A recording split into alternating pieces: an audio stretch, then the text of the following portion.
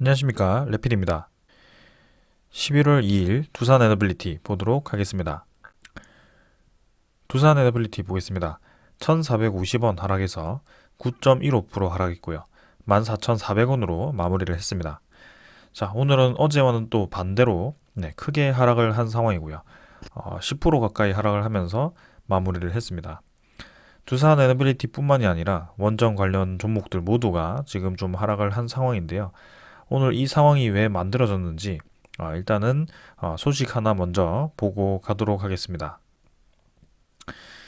자, 지금 뭐 원전에 대해서 폴란드 원전에 대해서 이제 수주 소식이 수주에 가까운 소식이 들려왔다. 그래서 사실상 이제 수주가 확정되었다라는 소식들이 들려왔었는데요. 거기에 대해서 또 반박을 하는 소식들이 또 들려왔습니다. 그래서 단가가 굉장히 낮다. 그래서 지금은 굉장히 손해를 보는 수주이다. 혹은 이제 재팍에 대한 그죠? 민간 수주이기 때문에 그 민간 수주를 진행하는 그 기업에 대한 그런 신뢰도가 낮다. 뭐 그런 이제 소식들이 좀 나오면서 이 원전 수주에 대한 그 소식이 조금은 신중론으로 바뀌면서 좀 하락을 한 것 같습니다. 사실상 이제 이런 소식이 들려오면서 아무래도 두산 에너빌리티를 비롯해서 나머지 관련 종목들이 좀 크게 하락을 하였고요. 공매도 세력 입장에서는 충분히 이런 소식을 이용해서 수익을 볼 수 있는 좋은 기회가 되었을 것으로 보여집니다. 그래서 좀 이따 이제 공매도 잔고와 공매도 거래량도 한번 살펴볼 거고요. 일단 이 소식을 계속해서 보도록 하겠습니다. 자, 원전 반대 전체가 이제 재팍이 이제 자금 조달이 어려움을 겪을 수도 있다. 그래서 13년 전보다 또 이제 수주 단가가 현저히 낮다. 뭐 이런 이유로 이번 수주에 대해서 굉장히 평가 절하를 하고 있습니다. 하지만 이제 오히려 원전 전문가는 UAE보다 단가를 싸게 내놨다라는 것은 금시초문이다. 그래서 여전히 이제 국책은행과 그다음에 전폭 지원을 약속을 했고 폴란드가 대주주로 참여를 했기 때문에 충분히 지금은 프로젝트상의 자금적으로는 걱정할 필요가 없다. 이렇게 또 얘기가 오가고 있습니다. 그래서 정말 의문인 것은 왜 이제 폴란드 원전에 대해서 그죠? 원전을 거의 10년 만에 다시 수출할 수 있는 좋은 기회가 왔음에도 불구하고 그런 것들을 사실상 이렇게 깎아내리려고 하는 것인지는 조금 의문입니다. 거기다가 이집트 원전도 사실상 러시아 로사톰과 함께 그 진입을 한 거기 때문에 이집트 원전 수주 때도 좀 비슷한 이 흐름이 좀 나왔었거든요. 그래서 2차 시공은 크게 큰 건이 아니다. 그 다음에 러시아 로사톰과 꼈기 때문에 굉장히 민감한 그런 부분이 있다. 그리고 이집트에 대한 그런 계약 자체가 이제 원전 완공 이후에 그 원전을 돌려서 수익이 났을 때 그 프로젝트 대금을 주는 그런 구조로 진행이 되었기 때문에 조금 단기간에 이제 수익성이 좋지 않을 수 있다. 이제 그런 얘기들이 좀 많이 나왔습니다. 그래서 이번에도 마찬가지로 폴란드 원전에 대해서 좀 그런 소식들이 좀 나오고 있고요. 뭐 하루하루가 지날수록 계속 이렇게 소식이 바뀌어 버리니까 투자자들 입장에서는 굉장히 좀 혼란스러울 것으로 보여집니다. 그래서 뭐 주말 동안에는 1차 시공이 이제 폴란드 1차분이 미국 웨스팅하우스로 수주가 넘어갔고 그래서 이제 우리나라 원전에 대한 수주 실패를 했다. 뭐 그런 소식이 나왔다가 그죠? 월요일에는 또 갑자기 이런 민간 원전에 대한 수주 소식이 거의 확정적인 것처럼 또 소식이 나왔고요. 그리고 오늘 같은 경우는 또 이제 신중론에 대해서 또 그렇게 소식이 나왔고요. 그러니까 뭐 하루하루가 계속 소식이 바뀌고 있습니다. 하지만 어,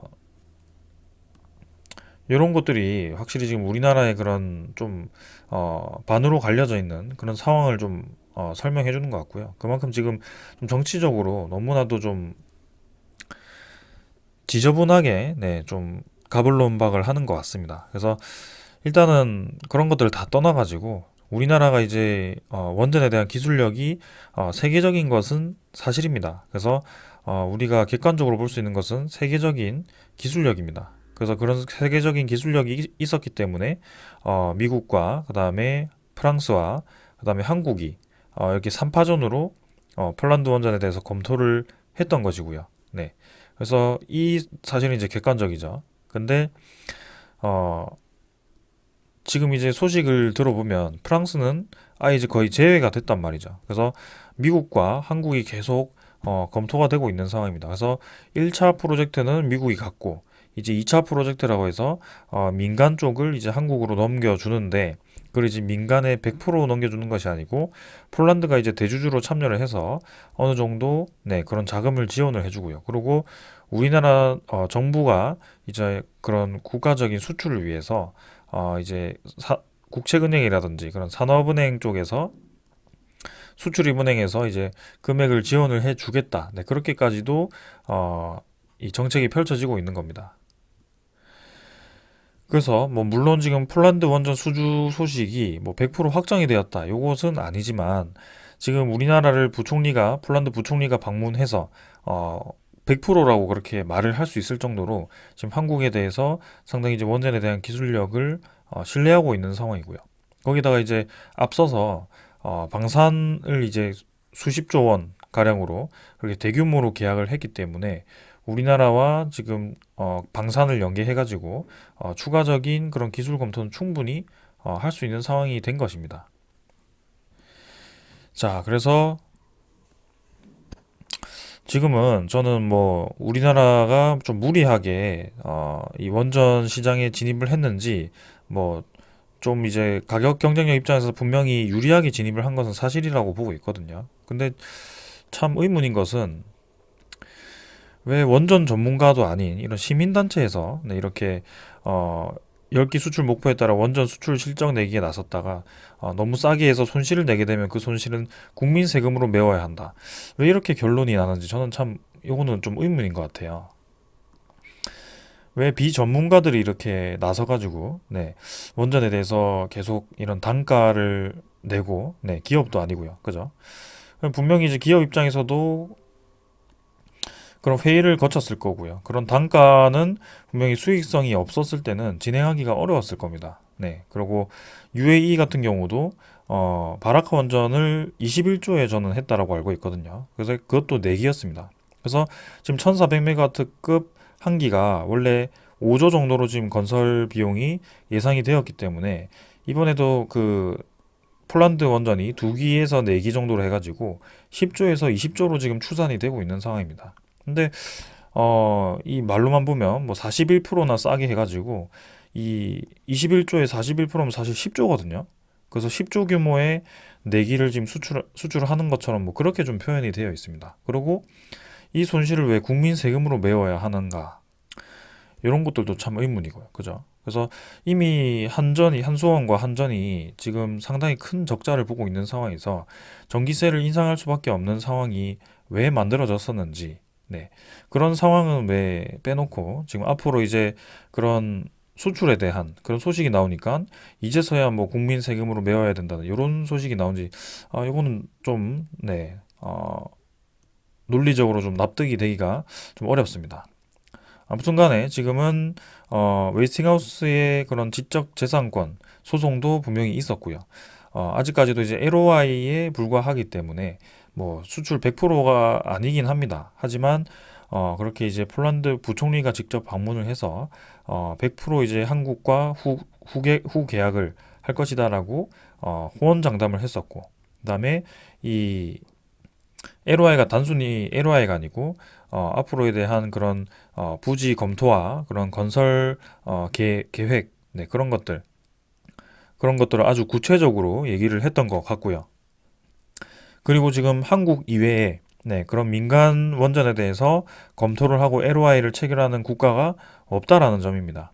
네. 그래서 뭐 우리나라와 이제 체결할 때 뭐 오스트리아와 계약을 파기했다라고 해서 우리나라와 계약을 파기할 수도 있다. 뭐 그렇게 이제 그런 논리로 접근하는 분들도 계신 것 같은데 사실상 이제 오스트리아와 우리나라의 그런 원전에 대한 위상 자체가 다릅니다. 네. 그래서 우리나라는 지금 세계 톱 3죠, 거의. 러시아와 중국을 제외하고 원전 제조 기술상으로는 사실 미국도 제칠 수 있는 그죠? 세계 톱 2입니다. 프랑스와 우리나라죠. 근데 단가도 우리나라가 훨씬 싸기 때문에 안 그래도 방산 수십조를 협력을 했고 그런 기술 내재화까지 약속을 했다라는 그런 국가인데 우리나라에 대한 신뢰도가 엄청나게 높겠죠. 그래서 저는 수주할 가능성이 굉장히 높다라고 보고 있습니다. 그래서 지금 선제적으로 폴란드 원전에 대한 수주를 하는 것이 중요한 것이 앞으로 추가로 체코 원전이라든지 그런 사우디 원전이라든지 그다음에 추가로 나올 수 있는 어제도 말씀드렸지만 네덜란드, 뭐 필리핀 아니면 핀란드 뭐 이런 국가들이 계속 나오고 있습니다. 아프리카도 계속 검토를 하고 있고요.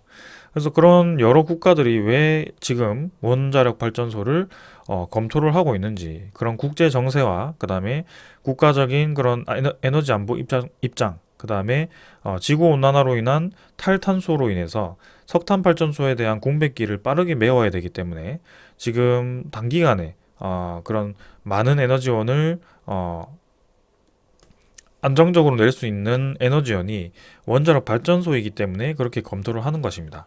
물론 이제 궁극적으로는 신재생에너지와 수소에너지가 좋기는 하지만 지금은 그 석탄 발전소를 폐기시키는 속도를 따라갈 수 없기 때문에 중간 역할을 하는 그런 원자력 발전소가 필요했을 거고요. 그 다음에 이 신재생에너지라는 것은 앞으로 지구온난화가 점점 심해졌을 때 나타날 수 있는 그런 기후 환경에 대해서 굉장히 취약할 수 있다는 겁니다. 그래서 그런 에너지 공백기가 생겼을 때 메워줄 수 있는 그죠? 기후에 영향을 받지 않는 에너지원이 원자력 발전소이기 때문에 이런 세계적인 분위기가 네, 지금은 후쿠시마 이후에는 신재생에너지 수소로 좀 많이 쏠렸었지만 지금은 에너지 믹스, 네, 탈탄소 믹스로 좀 바뀌고 있습니다. 그래서 유럽에서도 그런 그린 에너지 쪽으로 원자력 발전소를 넣느냐 빼느냐 뭐 그런 얘기도 많이 왔었던 거고요. 천연가스도 마찬가지고요. 근데 천연가스가 지금 이제 러시아 전쟁으로 인해서 러시아 우크라이나 전쟁으로 인해서 가격이 급등락을 해버리니까 천연가스도 지금 대안이 될 수 없다라는 것이죠. 그래서 지금 이제 원전이 상당히 주목을 많이 받고 있는 상황입니다. 그 플러스로 해서 SMR이고요. 네. SMR 시장은 아직 본격적으로 활성화는 되지 않고 있지만 올해부터 지금 올해 말부터 이제 검토가 많이 되고 있습니다. 그래서 내년부터 본격적으로 착공이 시작될 것으로 좀 보여지고요. 2030년대까지 650조에 달하는 그런 시장이 예상이 되는 그런 시장입니다. 그래서 이런 많은 큰 시장을 점령하기 위해서는 우리가 선제적으로 지금 폴란드 원전부터 들어가가지고 그런 기술력을 다시 한번 UAE에 이어서 다시 한번 입증을 한다면 추후에 발주될 수 있는 이런 에너지 패러다임의 변화에 우리나라가 중심에 설 수 있다는 거죠. 뭐 요거를 집중한다고 해서 수소 에너지와 신재생 에너지를 지금 완전히 배척하자는 것도 아니고요. 그래서 이 세 개를 지금 다 잡아보자 이런 식으로 이제 접근을 하는 것입니다. 그래서 우리나라 국민이라면 이런 원전 에너지에 대한 수출, 여기에 대해서 응원을 해야 되는 게 아닌가. 그리고 이 기술력에 대해서 우리가 공부를 해야 되고, 세계가 왜 한국 이 원자력 발전소에 대해서 자꾸 관심을 가지고 있는지, 그리고 프랑스와 미국 대비해서 우리나라 이 원자력 발전소 단가가 어떻게 해서 싼 것인지, 그죠? 제조 기술이 뛰어나기 때문에 그렇게 단가가 많이 낮아진 것이고 그런 가격 경쟁력 입장에서도 UAE 바라카 원전도 수주가 가능했던 것입니다. 그래서 그런 것들을 이제 좀 그렇게 접근을 해야 되는데 좀 완전 180도 반대로 네 오히려 이제 이 원전을 수출하면 큰일 날 것처럼 좀 그렇게 분위기를 조장하는 것은 정말 저는 이해가 되지 않네요. 네 아무튼 요 정도로만 좀 설명을 드리고 네 지금 뭐 오늘 저런 소식으로 인해서 뭐 급등했던 것이 떨어지긴 했습니다. 네. 하지만 사실상 어제 양봉을 갭으로 띄웠던 부분은 오늘 반납하진 않았고요. 그리고 우리가 주목하고 있던 이런 21선에 대한 반듯한 그런 반등세는 분명히 나올 수 있습니다. 그래서 오늘도 이제 꼬리를 달면서 좀 반등을 시켰고요. 5일선을 따라서 이 아래 꼬리가 형성이 되었습니다. 그래서 기술적으로는 사실 내일에 대한 그런 양봉이 이런 음봉을 잡아먹는 그런 양봉이 좀 나와준다면 분위기는 살릴 수 있고요. 거래량 자체가 어제보다 많이 줄었죠. 2천만 주 정도 진행이 되었습니다. 그래서 어제보다 절반 이상으로 감소를 한 상황에서 좀 떨어졌기 때문에 뭐 하지만 그래도 갭으로 뛰었던 부분은 아직 살아있기 때문에 크게 문제가 되지 않는다라고 보고 있습니다. 그리고 사실상 뭐 설령 추가적으로 하락을 해서 좀 더 떨어진다고 하더라도 21선을 찍고 올라갈 수 있는 부분이 있기 때문에 뭐 전형적인 추세 전환 패턴이라고 보셔도 될 것 같습니다. 그래서 바닥 라인이 이렇게 형성이 되면서 점점 이제 상승세로 진입을 하는 그런 그림들이 좀 만들어지고 있습니다. 자, 그래서 일단은 좀 더 시간을 두고 지켜보자라고 말씀드리고 싶고요. 오늘 뭐 10% 정도 하락을 했지만 사실상 추세로 본다면 지금은 5일선 위에 자리 잡았고요. 21선과 어느 정도 갭도 유지를 하고 있는 상황이기 때문에 좀 더 보자라고 말씀드리겠습니다. 그래서 만약에 이제 내일 뭐 이번 주 내내 이제 요런 라인에서 좀 주가가 형성이 되면서 5일선과 21선에 올라오는 그런 수렴 구간이 또 만들어진다면 계단식으로 또 한번 큰 상승이 나올 가능성도 충분히 있기 때문에 이런 부분 좀 기다리면서 대응을 해보겠습니다. 그래서 항상 그래왔습니다. 올라가더라도 좀 이렇게 떨어지는 구간도 있었고요. 그렇게 올렸다가 떨어뜨리는 과정에서 결국에는 이 21선은 U자로 들어지는 그죠? 이런 과정에서 주가는 상당히 크게 반등을 해 왔다라는 거죠. 여기도 마찬가지고요. 그래서 이 황금선인 21선에 대한 추세를 보게 되면 좀 뭔가 이 두산 에너빌리티에 대한 반등세가 보이거든요. 그래서 이번에도 마찬가지 21선이 반듯하게 들어준다면 뭐 다시 떨어진다고 하더라도 추가적으로 올라가면서 밀고 나갈 가능성이 충분히 있다는 겁니다. 그래서 뭐 지금은 급등을 했기 때문에 뭐 와 원전 수출을 했다, 원전 수출을 못했다, 그렇게 했다 못했다 이렇게 흑백 논리로 접근을 하기보다는 기술력이 충분하고 지금 국제적인 관심을 받고 있고 그런 시장에 대한 상황이 확실히 개선이 되고 있구나 정도로 이해를 하시면서 이런 주가에 대해서 그런 흑백 논리에 빠져들지 말고 주가도 오르나 내리나 두 가지밖에 없죠. 그래서 그렇게 두 가지로 단순하게 생각해서는 안 됩니다. 그래서 이런 추세를 보시면서 추세에 대한 흐름을 가야 되고요. 그런 상황 판단도 그런 흐름에 맞게 좀 생각을 하셔야 될 것 같습니다. 그래서 너무 이제 뉴스라든지 그런 뭐 소식들에 그리고 주가에 의해서 흔들리지 않기를 바라고 싶고요. 월봉도 뭐 아쉽게도 어제 이제 양봉을 이렇게 길게 그리기도 했지만 뭐 시간이 좀 더 필요하다면 기다릴 수밖에 없죠. 우리가 남는 게 이제 시간이기 때문에 결국에는 좀 추세 전환이 된다면 충분히 올라갈 수 있을 것 같습니다. 자, 오늘 투자자 수급은 이제 특이했던 점은 외국인 투자자가 이제 200만 주 가량 매도가 나왔고요. 기관 투자자도 74만 주 정도가 매도가 나왔습니다. 그래서 양 투자자가 이제 300만 주 가까이 합쳐서 오늘 크게 좀 매도를 한 상황이고요. 특히 이 외국인 투자자 계속해서 이 공매도 잔고, 공매도 거래가 늘어날 때마다 이런 큰 매도량이 좀 보이고 있습니다. 그래서 확실히 계속 공매도를 치는 것 같고요. 어제도 공매도 평균 단가가 15,300원이었고 오늘도 보시면은 14,700원인가 그렇더라고요. 그래서 확실히 지금 주가를 찍어 눌리는데 공매도가 좀 적극 활용이 되고 있구나. 이 이틀간은 또 그렇게 이용이 됐습니다. 그리고 10월 20일, 10월 21일에도 그렇게 좀 진행이 되었었고요. 그래서 일단은 뭐 샀다가 팔았다가 계속 외국인 투자자가 좀 그렇게 접근을 하고 있는데 추세 전환이 이루어지는지 그런 것들을 살펴보면 될 것 같고요. 투신 연기금은 지금 지속적으로 좀 빠져나가고 있습니다.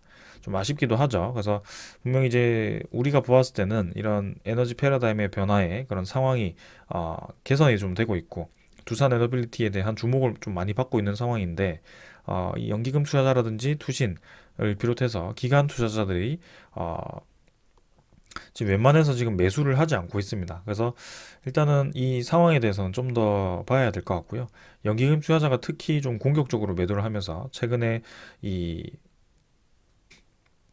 한 달 동안의 매동이 한 400만 주가량 매도가 나왔더라고요. 그래서 연기금 투자자가 그동안 열심히 매수했던 그 매수량이 대부분 반납이 좀 되었고 지금 이제 매도로 순매도로 좀 접근을 하고 있는 그런 모습입니다.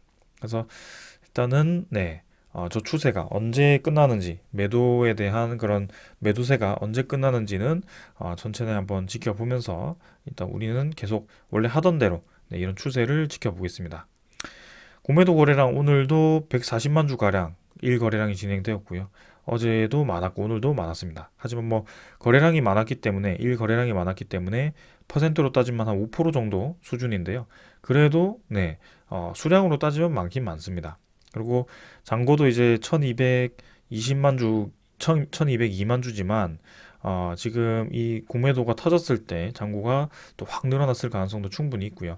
네, 이런 부분에 대해서는 네, 내일 한번 공매도 잔고를 다시 한번 살펴보겠습니다. 자, 주가가 이제 14,000원대를 좀 유지를 하면서 아까 말씀드린 그런 수렴 구간을 만들어 갈지 아니면은 추가적인 하락이 나오면서 21선을 찍으러 갈지 뭐 그런 것들 좀 지켜봐야 되겠지만 사실 우리 입장에서는 그런 기술적인 분석이 크게 지금은 의미가 없죠. 네, 우리는 좀 장기로 그런 추세를 보고 가고 있기 때문에 뭐 21선을 찍든 바로 올라가든 옆으로 횡보를 하든 지금은 크게 중요하지 않습니다. 그래서 일단은 하락세가 멈추고 지금 반등 추세를 만들기 위한 작업이 들어가고 있구나 이렇게 이해하면서 기다려 보겠습니다. 두산 에너빌리티도 지금 뭐 30만 주 정도 대차 잔고가 오늘 네, 감소가 하였고요. 그래서 잔고는 어제보다 30만 주 줄어서 한 2,950만 주 정도로 네, 집계가 될 것 같습니다. 그리고 이제 외국인 추적 물량은 200만 주에서 227만 주로 매도량이 더 늘었고요. 어제도 그렇고 오늘도 그렇고 합쳐가지고 한 300만 주 가량 매도가 나와가지고 오늘 외국인 보율은 11.23%로 감소가 되었습니다. 그래서 오늘 마지막으로 이렇게 다 털었는지 아니면은 내일도 한번 크게 털 것인지 일단 그런 것들 좀 봐야 될 것 같고요. 어, 뭐 전형적인 패턴대로라면 아까 말씀드린 대로 좀 옆으로 횡보를 하거나 21선을 찍으러 갈 것 같습니다. 그래서 뭐 둘 중에 하나로 갈 것 같고 거래량도 점진적으로 이런 식으로 좀 줄다가 한번 이제 다시 한번 힘이 실리는 그런 움직임이 나올 가능성이 좀 있을 것 같습니다. 그래서 그 다시 한번 힘이 실렸을 때 이 피크 거래량보다 좀 더 올라가는지 아니면 비슷하게라도 나오는지 그런 것들 좀 살펴보면 될 것 같고요. 어, 제 방송을 보시는 구독자분들은 크게 하루하루에 그렇게 흔들리지 않으셨으면 좋겠습니다. 네, 그래서 저도 이제 이 두산 에너빌리티 투자를 저희 거의 이제 2년 이상, 2년 반 정도, 네, 만 3년이 이제 다 되어 가는데, 어, 그때마다 좋지 않은 상황도 있었고요. 좋은 상황도 있었고요. 결국에는, 그런 흐름대로 가더라. 이렇게 좀 네, 보고 있습니다. 그래서 이렇게 주가가 많이 하락했을 때도 제가 좀 여유 있게 네, 그렇게 계속 리뷰를 할 수 있었던 것은 시장을 지금 몇 개월만 보는 것이 아니고 전체를 계속 보고 있기 때문입니다. 그래서 저는 이제 시장이 하락이 끝나가고 있구나라고 좀 생각이 들기도 하고요. 그리고 그런 우리가 기다리던 그런 상황들이 지금 만들어지고 있다는 것 자체에 확신을 좀 가지고 있습니다. 그래서 분명히 이제 내년에는 좀 더 좋은 상황이 만들어질 거라고 보고 있고요. 거기에 대해서 계속 지켜보겠습니다. 자, 그 다음에 뭐 요거는 뭐 지나가다가 좀 봤는데요. 만수르 미국 전력연구소에서 네, CEO가 한국 원자력 산업을 더 발전시켜야 된다. 그래서 에너지 믹스를 통해서 탄소 중립을 해야 된다. 뭐 그렇게 이제 분석이 좀 된 것 같습니다. 그래서 태양광과 풍력 에너지도 지금 짓고 있지만 그것만으로 이제 아까 말씀드린 석탄에 대한 공백기를 메우기는 어렵다라는 거죠. 그래서 그 중간 과정으로 이제 원자력 산업을 좀 더 힘을 실고 이제 그런 공백기가 좀 사라질 때쯤에 뭐 하나하나씩 이제 원전에 대한 네, 노후화 원전을 이제 하나하나 해체를 하고 네, 그렇게 이제 전환을 하는 것도 나쁘지 않다라고 보고 있습니다. 그래서 무조건 원자력만 해야 된다 이것도 아니고요. 무조건 신재생만 해야 된다 이것도 아니고요. 결국에는 좀 조화롭게 그때그때 상황에 맞춰서 가야 되는 게 합리적인 방안이 아닐까 네, 그런 생각입니다. 그래서 그런 면에서 본다면 두산 에너빌리티는 이것저것 이제 골고루 지금 진행을 하고 있고요. 해상풍력도 하고 태양광도 하고 원자력도 하고 SMR도 하고 그 수소도 하고요. 정말 다재다능한 기업입니다. 그래서 그렇기 때문에 제가 계속 주목을 하고 있는 것이고요. 그런 체질 개선에 확실히 능통할 것 같습니다. 가스터빈도 있고요. 그래서 그런 면에서 우리는 꾸준히 지켜볼 가치가 충분히 있는 기업을 보고 있다. 네. 자, 그리고 이제 사우디와 한국이 또 이제 이렇게 또 원유 공급망 안정화를 협력하면서 에너지에 대한 그런 협력을 또 얘기를 한 것 같습니다. 그래서 양국 에너지 장관이 화상 면담을 했고요. 수소 협력도 논의를 했고, 그다음에 왕세자 방한 가능성에 사우디 원전에 대한 소식도 네, 좀 기대가 되고 있습니다. 그래서 네옴시티라든지 그런 원전 소식이라든지 네, 그런 것들이 지금 계속 이슈가 되고 있고요.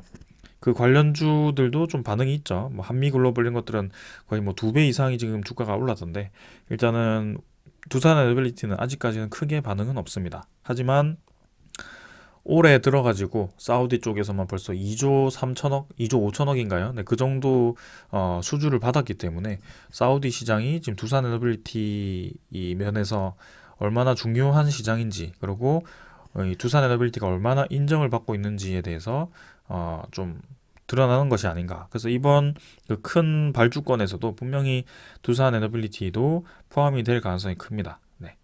그리고 이 사우디 왕세자 방문 일정도 그렇습니다. 지금 뭐 일주 전인가요, 2주 전인가요? 그때는 왕세자가 이제 갑자기 또 방문을 하지 않는다라는 내용이 좀 도배가 되면서 네, 그 관련주들이 또 급락을 하기도 했고요. 근데 이제 와서 또 이제 방문을 한다라고 하니 또 이제 급등을 하고 있습니다. 그래서 이게 참 어떻게 이렇게 기사가 이 상황이 그렇게 만들어지는 것인지 너무 180도로 지금 소식들이 왔다 갔다 하니까 굉장히 좀 혼란스럽기도 하거든요. 네. 그래서 좀 사실에 입각해서 그런 것들을 좀 거르고 네. 좀 객관적으로 볼 필요가 있을 것 같습니다. 그런 면에서 본다면 우리는 기업 투자하기 때문에 기술력에 입각할 수밖에 없고요. 그리고 지금까지 수주했던 그리고 지금까지 입찰되었던 그런 수주 프로젝트를 보고 갈 수밖에 없습니다. 그리고 세계 에너지 시장이 지금 어느 방향으로 네, 최근에 들어서 어느 방향으로 좀 추진이 되고 있는지 그 원전 검토, 그 다음에 뭐 해상풍력, 신재생 이런 것들이 이제 같이 늘어나고 있는 상황이기 때문에 그런 것들을 좀 생각을 한다면 이 두산 에너빌리티라는 이 기업 자체가 네, 의미하는 바가 어떻게 될지 내년에 어떻게 될지는 네, 여러분들도 잘 아실 것 같습니다. 그래서 일단 천천히 지금까지 했던 것처럼 계속 진행을 해보자 이렇게 말씀드리고 싶고요. 오늘 하락은 크게 신경 쓸 필요 없다. 이 정도만 좀 네, 말씀드리겠습니다. 증시를 오늘 보지 않았는데 뭐 크게 보지 않겠습니다. 코스피는 보합 정도, 코스닥도 네, 0.4% 정도 하락해서 오늘은 거의 보합 정도 마무리가 되었고요. 외국인 투자자가 지금 5천억 정도 코스피를 또 매수를 하면서 계속 이제 코스피에 대한 그 외국인 투자자 매수가 붙고 있습니다. 그래서 그 배터리 관련 반도체 관련해서 좀 지금 매집이 좀 시작된 것이 아닌가. 외국인 투자자가 이제 환율도 좀 오를 만큼 올랐고 좀 떨어질 때가 되었다라고 판단을 하는 것 같기도 하고요. 그래서 증시가 정말 이제 저점을 찍었을지 않을까 네, 그런 생각을 좀 하면서 일단 차분히 보겠습니다. 그래서 지금 이제 오늘도 환율이 좀 떨어져가지고 1416원 정도로 지금 거래가 되고 있고요. 바닥 라인 근처에서 네, 여기서 한쪽으로 이제 뚫리면 이제 크게 떨어지거나 한쪽으로 뚫리면 이제 크게 올라가거나 이렇게 진행될 가능성이 충분히 있습니다. 그래서 FOMC 얘기가 좀 나오고 있던데 그 FOMC도 지금 0.75% 자이언트 스텝 얘기가 또 나오고 있습니다. 하지만 이미 이제 그런 금리 인상에 대한 급격한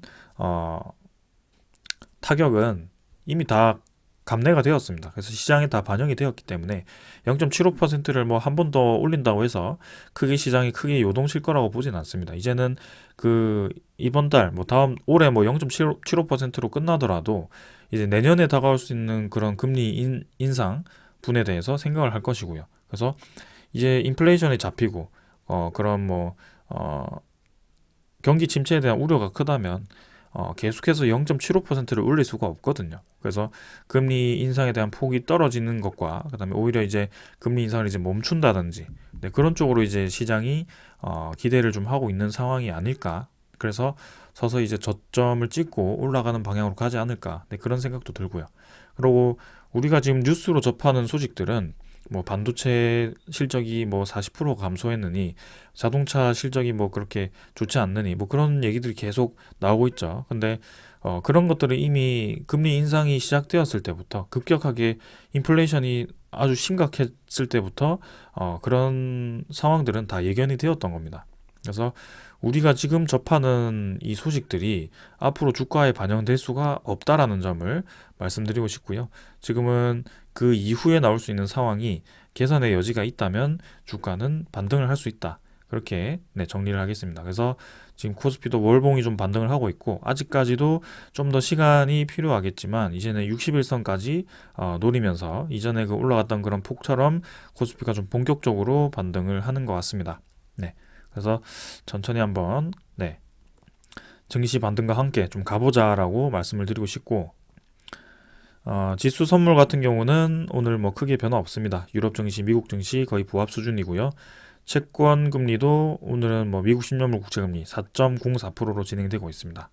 외환 시장도 1414원 정도고요. 그래서 뭐 그 정도로 다 진행이 되고 있습니다. 오늘은 큰 변화 없이 진행되고 있고, 이제 앞으로 시장은 더 떨어지기보다는 반등할 여지가 더 많기 때문에 그런 것들에 좀 집중을 하고, 그리고 우리가 뭐 폴란드 원전이 됐니 마니 그런 게 이제 중요한 게 아니고, 이미 저렇게 이제 거론이 되었고 폴란드 부총리가 100%라는 말을 할 정도로 지금 우리나라에 대한 기술력에 대한 신뢰도가 높다. 그리고 그런 폴란드 원전에 대한 추진이 지금 아주 크게 진행되고 있고, 그 이후에 폴란드 이외의 국가들도 연속적으로 지금 수주가 나올 가능성이 크다. 그런 상황들만 이해를 하시고 지켜보시는 게 좋을 것 같습니다. 자, 오늘은 여기까지 하고 마무리하고요. 내일은 또 어떤 시장으로 나타날지 뭐 주가에 크게 우리가 주목할 필요는 없을 것 같습니다. 일단 반등을 하는지 추세를 살펴보면서 대응을 해봅시다. 자, 오늘 여기까지 하겠습니다. 감사합니다.